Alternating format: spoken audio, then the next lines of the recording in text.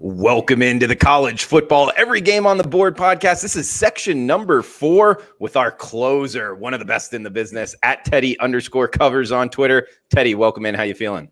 I'm feeling all right, Drew. I kind of like the college football board this weekend, so I'm feeling pretty good on a Thursday. How about yourself? I'm feeling good. You know, it's a packed college football card here, so we had to bring in the fourth handicapper for the College Football Every Game on the Board podcast, and none better than you. So making the transition from the NFL to the college football slate. We'll see how it goes going forward, though, Teddy. Is this something you're kind of feeling staying on this, or would you rather head back to the professional level? Drew, wherever you need me, I'm happy to fill in. If you want me to do an NFL pod, I can do an NFL pod. For the college pod, it's a little bit different because there are games in college football that I look at for a minute and I'm like, I'm done. I'm not playing this side. I'm not playing that side. And I throw it away. Mm-hmm. I move on to the next one where I don't put a whole lot of work into it after my initial take. And when you're doing a video, you have to have something on all the games. So I have to go back and do a little bit of work on the games I didn't do any on. But frankly, that's a good thing, not a bad thing. So I'm happy to go either way with you, cool, NFL or college.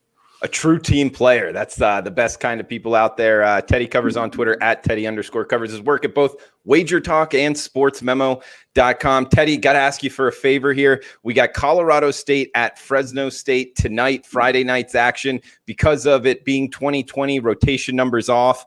We missed it in the last section, and people let us know in the comments. So we got to hit it here. It's the late night action. We do have South Alabama versus Georgia Southern tonight, which was already hit with Mid-Major Matt in the first section of College Football Every Game on the Board, guys. But this one we did miss, so we're making it up for you here. We got Colorado State at Fresno State, 58.5 being the total. Looks like Colorado State, you can either find 2.5 or 3 out there in the marketplace. That's what they're laying on the road, Teddy.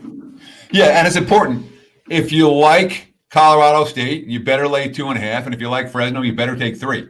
Both lines are available. And when we talk about, getting outs, having more outs, having the ability to win these games by a half a point instead of losing them by a half point, these are the differences between casual bettors, recreational players, and pros. Pros aren't going to lose this game by a half point, whether it lands 2 or whether it lands 2.5 or 3. You understand? Absolutely. So when you have one of these games where both numbers widely available, if you can't get one of them, that's about betting skills, not about handicapping skills.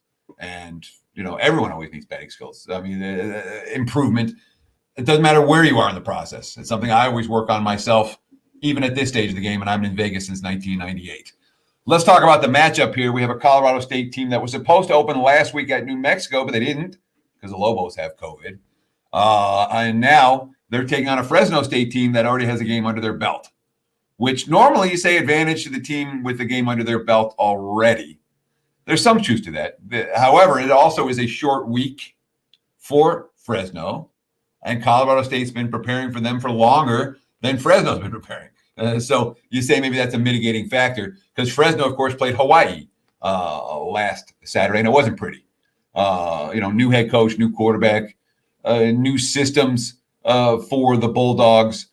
And Hawaii didn't have to do a whole lot but to hand the ball off. 323 yards on the ground for the Warriors in that game against that Fresno defense. And that's exactly what Adazio wants to do at Colorado State right now. He wants to line up, play smash mouth football. That's what he did at Boston College. And it's a Colorado State team that may not have the personnel necessarily to do that. But they certainly have the mentality to do that. And I think against Fresno, they may have some success just running the ball right down their throats. Fresno's got a QB. He's undersized. What the heck's his name? I'm spacing it now. Darn it. Give me a second. I'll look it up, Teddy. Yeah, you can go ahead. Havner. Okay. The guy was fairly highly recruited, but he's small. They can chuck it downfield, Fresno. They didn't have much success doing that against Hawaii last week. And I'm not convinced they have a ton of success doing that this week. Colorado State, the strength of that defense in the secondary. So I think there may well be matchup edges for the Rams on both sides of the football that merit them in this road chalk range, even though they haven't played a game yet, and Fresno already has. Yeah, and guys out there asking for my opinion, I appreciate it, Johnny Outlaw. Welcome in, man. I would be on Colorado State tonight. I haven't bet it personally, but that's the side I'm leaning. It being a little bit of a degenerate feel here. Last game on the board for Thursday night.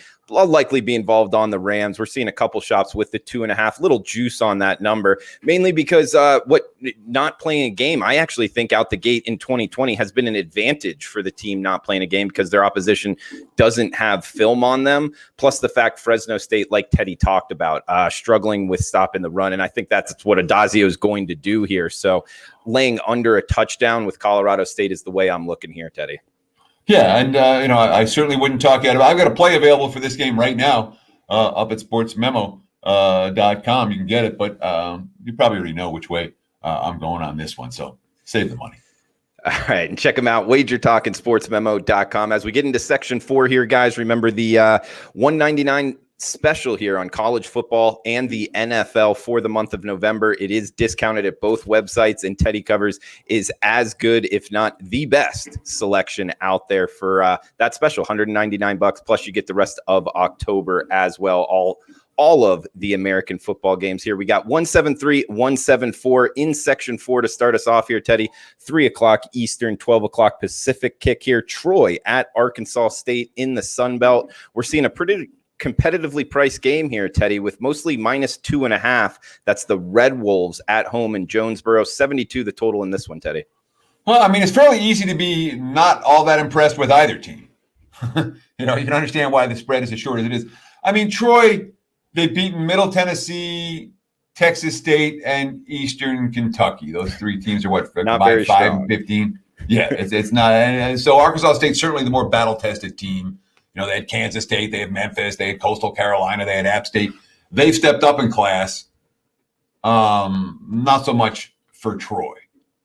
Arkansas State has certainly dominated this series. They won 5 of the last 6 straight up, 50-43 last year. They covered 5 of the last 7 meetings between these two teams. And the issue, though, is number one, we don't know who Troy's quarterback is going to be. Okay, Gunnar Watson, the QB, he's iffy. The latest I saw on him is maybe. Still listed as questionable.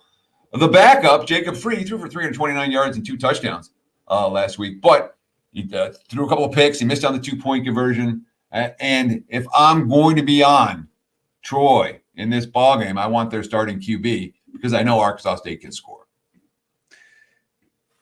I mean, it's not a game I'm going to get involved with. I can understand a little bit of action on the over.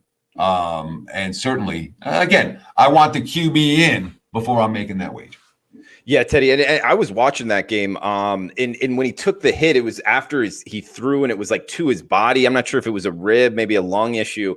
But after that, their offense did look a lot different. I mean, the backup quarterback came in and was throwing the ball down the field, but you could just tell not the same type there. So I would look towards Arkansas State at home in this one. We got TCU at Baylor. Up next, 175, 176, the rotation here. TCU -2 in the hook on the road, 48 the total in Waco, Teddy.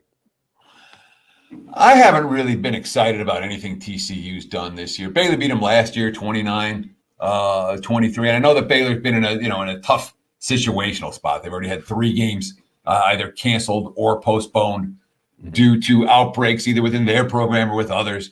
And when you have a new head coach, and Dave Randall, you like to see that continuity and not that disruption. All that said, I mean, TCU, I bet against them last week against Oklahoma, and it wasn't as close even as the final score would indicate. TCU wasn't really in that ball game.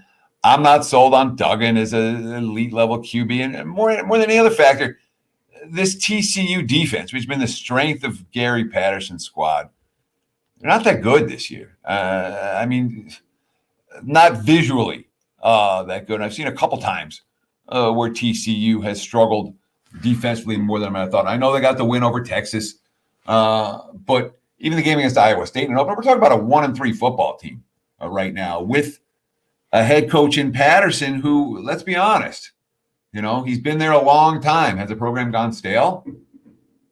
Based on what I've seen this year, I wouldn't argue with that. if I'm playing, I can only take the Baylor side in this one. And I would not be surprised at all to see some Baylor money between now and kickoff. That first move went towards TCU, but the buyback's coming the other way. Teddy, next game up, we got an exciting one here in the AAC. UCF at Houston, rotation number 177, 178, 2 o'clock Eastern, 11 a.m. Pacific kick here. We're seeing UCF -2.5 or -3. So another one, guys, depending what side you like, you're wanting to shop around sidewise. Now, totals-wise, Teddy, this one up and over the total of 80. We're seeing 82.5 here with UCF at Houston. And I still like the over. It was my best bet on the best damn college football show with your friend Rob Vino and Ralph Michaels here. Interested in your opinion on both side and total, UCF versus Houston, Teddy. I certainly wouldn't talk out of the over. And again, when you look at the track records, when you look at these totals above 80, I know Ralph Michaels did some D-based research and says there is a slight tendency to there is some tendency to the under with these wagers where, you got to get to, a dozen touchdowns to cash the over ticket in this ballgame. That said, I mean, Houston's defense has not impressed me, not even a little bit. And they only played one passing team like UCF. Dylan Gabriel's a monster.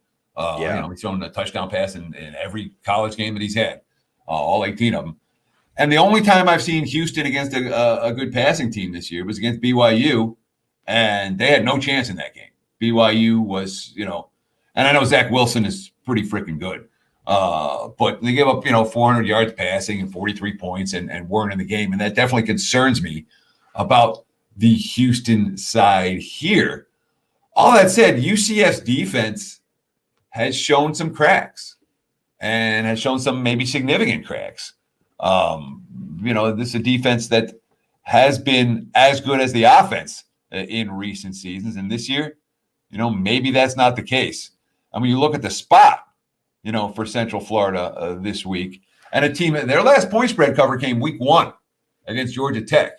They bounced back off the loss against Memphis with the win over Tulane. But even that game, went over the total, over 70, one of 4 overs for UCF in 5 games, all and for total 77, 76, 70. It's not like they haven't been in totals in this range.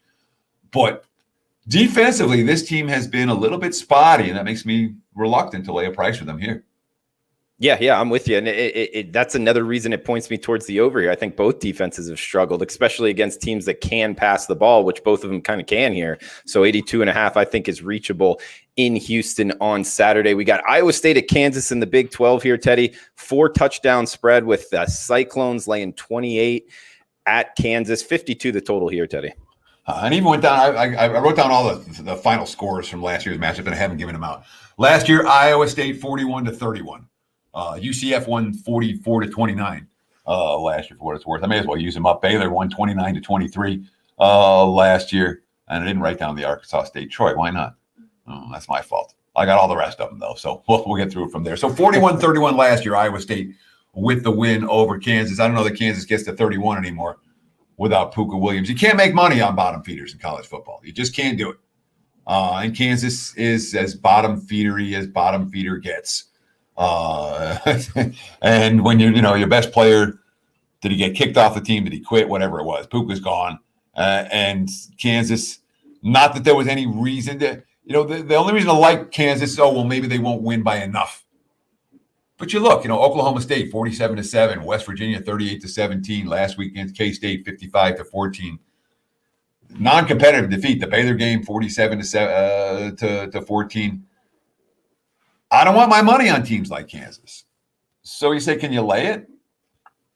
Well, it was a struggle to beat them last year in Ames. All right. It's an Iowa State team that is coming off a pretty brutal loss of their own against Okie State last week. And it feels like this is a win and move on, and Campbell's not a guy I like laying this price with. So, there's no point spread bargains laying 28 with the Cyclones on the highway. They can win by whatever they want to, but they haven't shown the inclination to, or necessarily the mental aptitude to go in and just dominate teams from start to finish. So If I have to make a bet on the game, it would have to be Kansas. And whenever I put myself in a position where I'm looking to bet on, Kansas is the side here, I'll leave the game alone. I've yet to see the Jayhawks play competitively. All right, Teddy, moving to the SEC here in the West Division, 181, 182 on the Plains. We're seeing the Battle of the Tigers, LSU Tigers at the Auburn Tigers. We're seeing 65 being the total, -2 in the hook. That's the LSU version of the Tigers laying in Jordan Hare here, Teddy. Seeing mid-60s as a total in an Auburn game. I don't know, with that quarterback play, really on both sides. I guess LSU woke up last week. I kind of lean under here, but interested in your thoughts, LSU Auburn. That's the only way I look at this one is under. I'm with you 100%. The last 2 years, LSU wins 23-20 and 22-21. So they've used all the numbers between 20 and 23. But two extremely competitive, down to the wire games that came down to the final possession. Both low scoring defensive scrums. And I wouldn't be surprised if this is another one. You're right. Look. We're not trusting Bo Nix against a good defense. All right, we've seen enough of Bo Nix that there's not a chance. And one would anticipate the Auburn game plan here is they're going to try to run Bigsby. Who's had 100+ in each of the last 3 games. We've seen a shift from LSU offensively, from more chucking it around to more running the football, and I would expect to see that. Here from Auburn, I should say. LSU, it doesn't look like Miles Brennan's going to play this week. The quarterback is listed as doubtful, although, again, TJ Finley looked pretty good against the Gamecocks, South Carolina, last week, 265 yards. The 6'6" freshman. But again, when you're talking about a Frosh against a pretty darn good defense, you have to expect a relatively conservative game plan. Now, Finley's got a big arm. He was chucking it downfield, and we know LSU is not a team that hesitates to take shots. But Auburn's got a pretty good defense, too. And I would not be surprised at all to see this meeting. Again, 23-20, 22-21. That's the recent meetings. I would expect a similar, relatively low-scoring affair. All right, consensus towards the under in the Battle of the Tigers in the SEC. Looks like the chat box is in with us, Teddy. So might be a consensus best bet play here on the under LSU Auburn for this section. We'll see towards the end. UAB at Louisiana Tech up next. We're seeing the Blazers -12 in Ruston, 48 the total in this one, Teddy. Last note on UAB on LSU Auburn is that the sharpest shops have the highest totals for that game. So be aware that, I lean under. I don't think I get to the window with it. We're certainly seeing the knowledgeable money like the other side of that. So worth noting. Let's see. Last year was UAB 20-14 against Louisiana Tech. The Blazers coming off, that 21-game home winning streak snapped on national TV. Lafayette came in there and beat them. The Blazers blow a double-digit lead in that ballgame in the second half. Now they got to bounce back from that level of effort and win by margin in Ruston. And look, La Tech has not impressed me at any point this season. Even the win against Middle Tennessee wasn't anything that was wow. They're a team that dealt with significant COVID issues early on. Last week, when you're up 26-13 against Texas San Antonio, you're supposed to win that game. Tech unable to do that, unable to score an offensive point in the second half of that game. They can't run the football at all.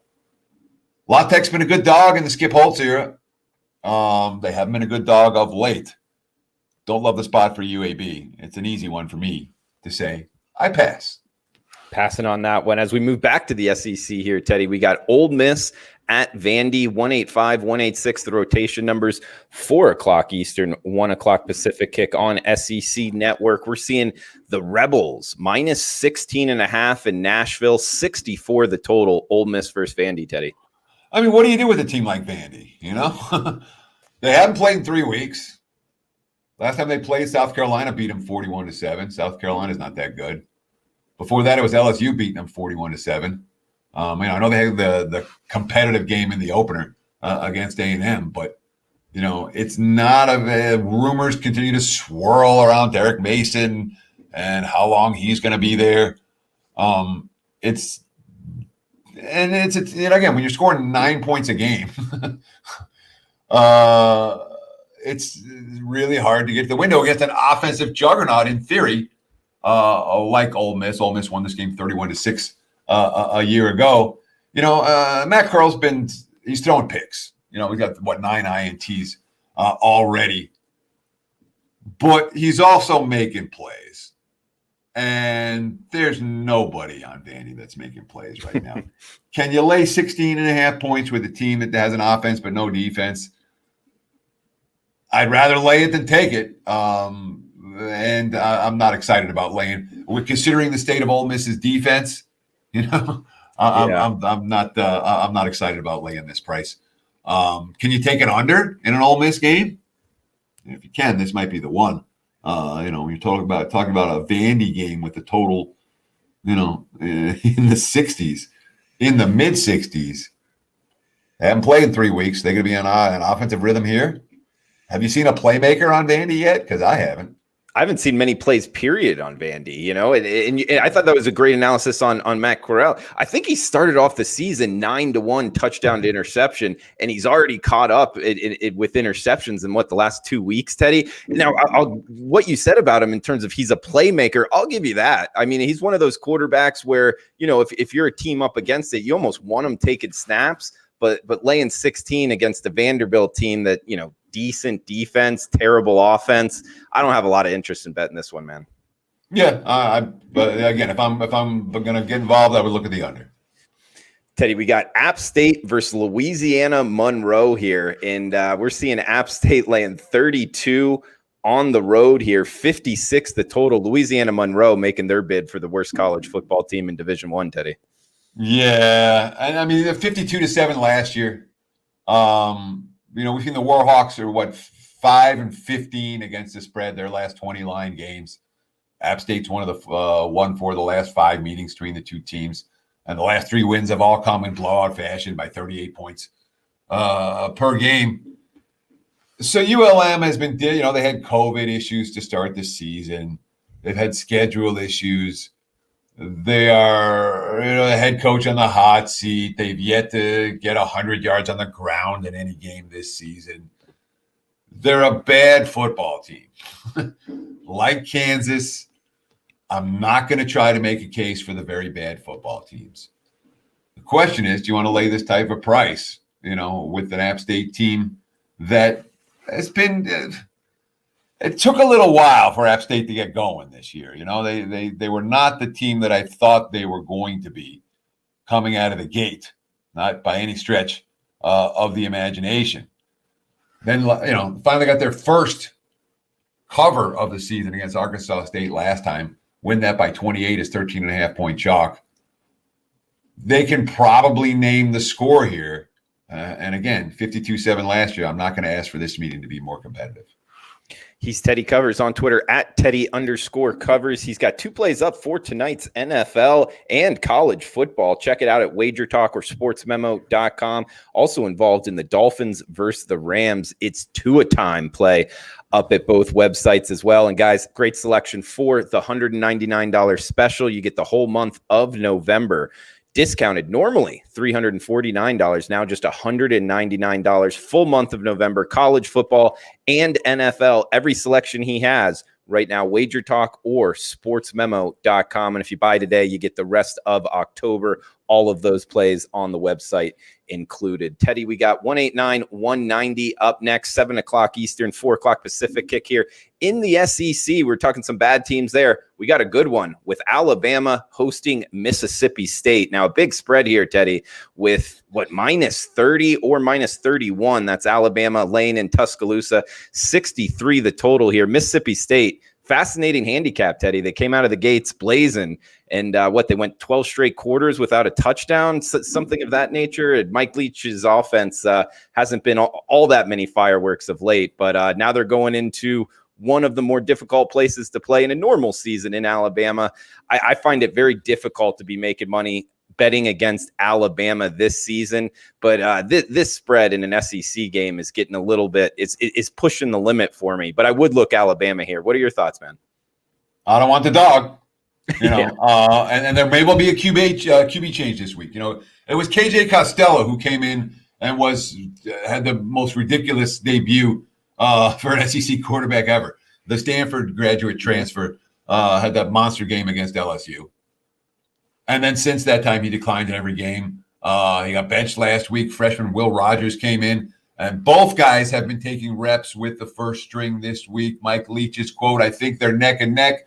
We'll continue to split the reps this week." Long story short, I think the more exposure they have, the better. Both guys have performed well in practice. I don't really like the approach, but we've been awfully up and down. We need to figure out who gives us the best spark. It's definitely competitive at the position this week. So that means no one's getting a full amount of practice reps. And that means you're going up against Alabama's defense with a QB that's splitting time. In a new offense that isn't working, with an offensive line that was recruited for a different system, I don't want the dog. Yeah. Mac Jones is playing for a Heisman. I mean, does that matter? The Waddle injury concerns me for Alabama in this point spread range. It really does. That's a guy who you can count on him for a quick strike touchdown. And whenever you have the big favorites, whenever you have the overs, the quick strike touchdowns, those are the backbreakers. Those are the ones that send the game flying back and forth. Those are the ones where the opposing team they exhale and they don't have anything left. And without a playmaker of that nature, it's not like Alabama doesn't have playmakers, but Waddle's at a different level. And then Kylan Hill's not going to be playing. I don't believe he's going to be playing for Mississippi State. He wasn't back at practice this week. He didn't play against A&M last time out. And he's another guy with the type of speed that can make a quick strike touchdown. So we keep talking about unders. I don't know if I want this under, but I sure as hell don't want the over. I don't want to ask Mississippi State to do anything in this game. Yeah, guys, and just in conclusion, when you look at Alabama's ATS spread record here, it's going to say 3-2, but you got to remember that first game against Missouri, Eli Drinkowitz was calling timeouts to punch that last timeout in to get the backdoor cover in that. And then their only other ATS loss was against Ole Miss, where they were kind of caught flat-footed on defense, and that was kind of Matt Corral and Lane Kiffin's coming out party. Other than that, they've been a great bet-on team, covering spreads pretty easily against good football teams. So that's why I kind of put in this year with Sark, and in my opinion, a future first-round draft pick and Mac Jones at the quarterback position with all the playmakers they have. Alabama is a team this year, unlike Nick Saban in years past, where he hasn't been great covering big spreads. This season, I think, is a lot different, and they're actually going to be a moneymaker, have been a moneymaker, and will continue to be, Teddy. And it's definitely worth noting, last week's under for Alabama was the first under they cashed all year. And it came by a point and a half against Tennessee. They have been a significant over team right from the get-go. Teddy, we got Arkansas at Texas A&M as we stay in the SEC here. 12.5 points. That's what Texas A&M is laying at home. 54.5 being the total in College Station. Yeah, so, 31-27 last year. Arkansas gave them a game. I wouldn't be surprised if they give them another one. Arkansas is covering numbers. Arkansas is hanging around in games. This is for as bad as this program was looking. And again, they've been dogs in every game. And they covered by a point against Georgia in the opener, but you pull off the upset against Mississippi State. You almost pull off the upset against Auburn, and you knock off Mississippi. These are good signs for a team that, and again, if Kendall Briles coming in and running the offense and Barry Odom coming in and running the defense, even though you have a first-time head coach, there is experience and head coaching experience behind him. And that matters. And, I feel like I've been saying this forever about Kellen Mond. The M is for mediocre. Mond is one of these guys who has consistently and repeatedly underachieved throughout the course of his collegiate career. And look, it's a team that I cashed a winning bet on Texas A&M against Mississippi State a couple of weeks ago. And they won that game relatively easily, the 28-14 final score, not indicative of how the game was played. The Aggies probably could have won that game by 4 touchdowns instead of 2. Took a knee inside the 5 at the end. But that's what A&M does. They're not putting teams away when they have the chance to put teams away. They're not blowing teams off the field on any kind of consistent basis. And against an Arkansas team that's done nothing but make their backers money this year, I can only look at the dog in this one. And it's a serious look. It's not just let's talk about it on the radio or let's talk about it on a podcast. I do have some Razorbacks in my pocket. Nice. Arkansas. You're right, Teddy. I mean, 2 straight years, if not more, 2+ years, no conference wins for Arkansas. Sam Pittman comes in and they're competitive. Hats off to them. They've been a great bet catching points here, talking about the Arkansas Razorbacks, and heck, maybe even straight up wins. I know that the SEC refs didn't help them out in Jordan-Hare Stadium with Bo Nix and company in that one, but they could be a money line play as well going forward. We got Missouri and Florida in the SEC. Teddy, I'm fascinated in your opinion on a question I have here, because the Florida Gators, I have circled on as bet on. I did lose on with them against Texas A&M, but outside of that, been a great bet. Talk about the top 2 quarterbacks in the SEC. I would put Kyle Trask and Mac Jones, and then it's a far drop off to probably number 3 in Ole Miss, Matt Corral. So you're getting a top quarterback in the conference, in my opinion. Minus 12.5, though, 62 the total. And of course, talking Missouri at Florida here, rotation number 193, 194. It's just my question to you, and interested in your analysis overall, would be a bet on team and now going through COVID issues. How do you bring that in? Because that's what I'm really worried about in getting involved with the Gators this on Saturday. Well, let's ask what Dan Mullen, see what he thinks. Well, he thinks we should pack the swamp. Well, I've got the quote here. Don't worry about it. Okay. I did some research on these. I'm ready. So it's a Florida team that had 24 guys, 24 players, 2 coaches, and Mullen himself that were all infected. Mm-hmm. They were back in their football facilities on Monday for the first time since it shut down on October 13th. So basically, they were out of football, anything for the 2 weeks. Mullen expects the Gators, quote, to be able to meet the SEC's 53-player minimum. So they're still not healthy 100%. They should still have 53 guys good to go. His quote, talking about practice this week, quote, I thought we've looked better. We were better yesterday than we were the day before when you haven't even practiced in 2 weeks. We treat it like we're coming back from a bye within our schedule, but when you haven't done anything in 2 weeks, I think it's a little bit slower start than a regular bye would be. That's not a bet on quote for me. It isn't. Mm-hmm. And, I mean, Missouri's been feisty. I'm worried about Missouri's injury situation. They're down to 64 scholarship players, and it's not because of COVID. It's because of injuries. They've had a real injury bug there. But Drinkwitz has done a lot of things right for Mizzou, and again, it's not. We're not talking a monster point spread here by any stretch of the imagination. This number is so short because of the concerns about who's going to play for Florida, and Mullen's quotes about who's sick and who's playing are as frustrating as you'll ever find, because he's like, no, we're not allowed to say anything about anyone.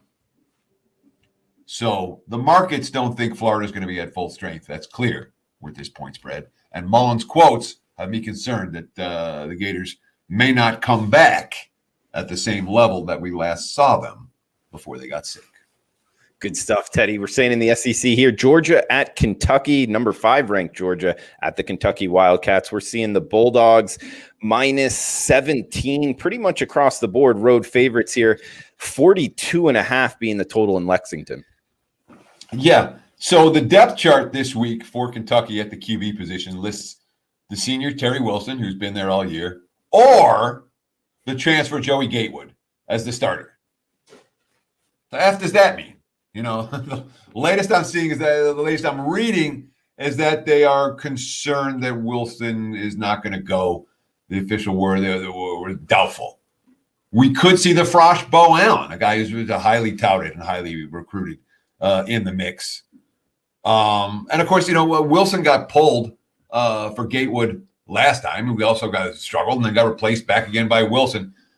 I don't know if what Stoops is going to do here. And Kentucky offensively, regardless of what QB is in the game, they may, it's a Kentucky team that last year was able to survive on Benny Snell and running the football very well. And offensively, it's they're dicey. You know, They're it's a limited, dicey yeah. team. Last year, Georgia shut them out 21-0. And Kentucky's defense, I'm not convinced that it's better than it was a year ago.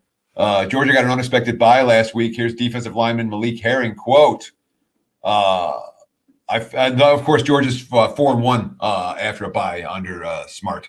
Quote, I feel like why we're so successful after the bye week is all the preparation. We just go hard and focus on each other like camp practices. I have definitely seen that this past week. So the quotes I'm getting from Georgia make me more interested, and the quotes I'm getting from Kentucky make me less interested. It'd be Georgia or pass, and it's probably going to be a pass. It's 17. That's they're laying a cheap price with the Bulldogs in this one. Lean under, but again at 42 and a half, it's the same story. It's like, yeah, I lean under, but start asking me to bet under 42s in an SEC game. It's hard to do when there's so many playmakers. You get defensive and special teams touchdowns as well. Lean under, lean favorite. Probably don't bet either. Okay, great stat on the off of a bye. Kirby Smart 4-1. Wait, where do you find stats like that, Teddy? Just a lot of research, or is there a certain website that posts that? Oh no, so there's two ways. One, that is something from an article. I mean, when I'm researching the games, it's relevant. People say, "Hi, where do you find all this stuff?" Google News is a powerful tool. When you click on Google News, you put in one team name, the other coach name, one coach name, the other team name. Articles pop up.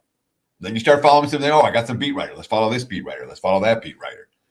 That actually came from one of the articles I was reading. For a lot of the trends and angle, for as much as I appreciate all the trends and angle stuff that's out there, just about everything that I see, I want to double check.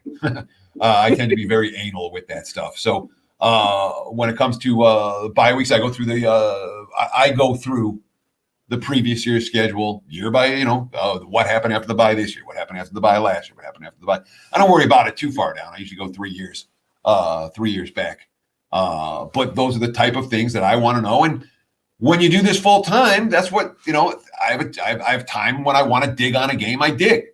And that's when I talk about some of these games I spend a minute or two with, and I'm done with that game. That allows me to have more time to dig on the games that I want to. And certainly looking through the previous year's box scores is a piece of the process, and doing that Google News research is a big piece of the process, and finding the good beat writers to follow so you don't have to search as much because the info comes right to you is a part of the process as well. So this particular one with the 4-1 mark, I saw it in the article, and then I double checked it, and yes, they are 4-1. So. Well, it's an awesome find, Teddy, and thanks for explaining that. And guys, obviously Teddy doing his homework here. Great handicapper on WagerTalk and SportsMemo.com. We got the $199 special. You get the whole month of November. Every college football and NFL play he releases, you'll get it all for under $200, $199.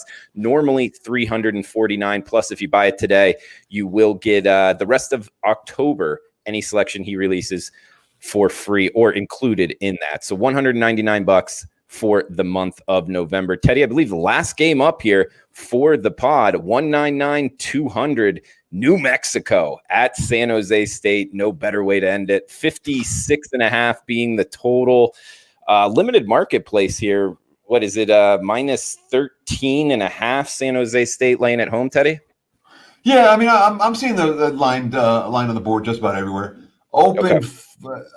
And this is one of those deals open 13.5 and 14.5, and it's kind of the market's decided that 13.5, at least for right now, was the better of the two numbers. And I agree with that assessment. I think New Mexico may be live in this ballgame.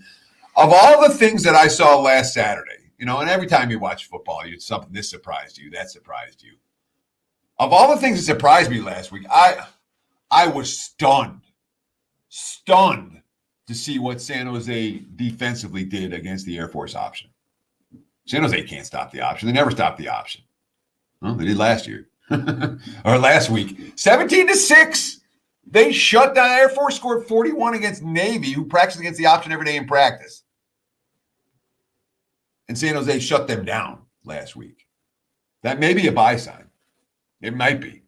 Certainly the quotes pregame and postgame from Danny Gonzalez and his staff were very positive ones. But it's also a Fresno team, or San Jose's team, I should say, that is this their point spread range? 13.5 for San Jose.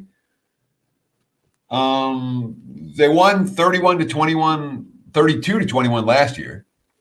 But New Mexico last year was, they were a cluster F. There was nothing went right with that team. In the offseason, you have a new head coach in Danny Gonzalez. Perhaps just as importantly, you have a new defense coordinator. You know where their defense coordinator is? It is the San Diego State head coach, who was also the old New Mexico head coach. That's Rocky Long, who started as the New Mexico defense coordinator, got the job promotion to head coach, got the bump to go to San Diego State because they paid him more, and now is back doing defense coordinator duties for New Mexico. Rocky Long is bet on the defense side of the football. And, New Mexico's got the new QB, Tulati. All right. And last year it was Tuiati, I should say. It was just a constant rotation of quarterbacks. This year he's got one QB. They've got a ton of speed at wide receiver, and they want to pound the football. Offensive coordinator Derek Wareheim. The quotes, again, that I'm seeing for this Lobos offense, which has been awful in the Bob Davie era down the stretch, is that this team might be a little bit more explosive than we're used to seeing. They're going to take downfield shots, and they expect to be able to run. Given the surprise that I showed last week with San Jose, when I'm like, what the F did I just see? I don't usually bet that team the next week because I want to know was that real? Was that an aberration? Was it just 1 week? Was it not? And I was stunned with San Jose last week. But my gut reaction is to look at New Mexico plus before I looked at San Jose minus. Great pod, Teddy. Like always, that does it for every single college football game on the board. We got section 1, 2, 3, and now 4 all complete on the WagerTalk YouTube channel. It is simulcast there. You can go back and watch them all. Plus, wherever you're downloading your podcast at the Sports Memo podcast. And guys, don't forget the NFL Every Game on the Board podcast is up as well. Huge shout out to the chat box, Corey Stills, Proud Babylonian, Elliot V, Adam Lastman, all you guys. Welcome in. Thank you for commenting. And if you could smash the like button on your way out, that all helps us. Teddy, any closing words? And also, is there a bet here that you feel the most confident in? Maybe a best bet for our section. Is there anything that kind of jumps off the page at you? Arkansas. Arkansas, the Razorbacks plus the points. Okay, I like it. Yeah. And Arkansas, the one of these, though, that's the one that stands out like a sore thumb to me. What do I want to say? My closing thoughts are, hey, thanks. Seriously, guys, thank you for being participating in the show. If you like it, the only thing we ask is you tell your friend. For all of our media products, we're trying to get an audience. We're trying to build an audience. So there's so much crap out there. It'd be nice if we could build an audience to have something that's not crap. And we're trying to do that here at Sports Memo and WagerTalk.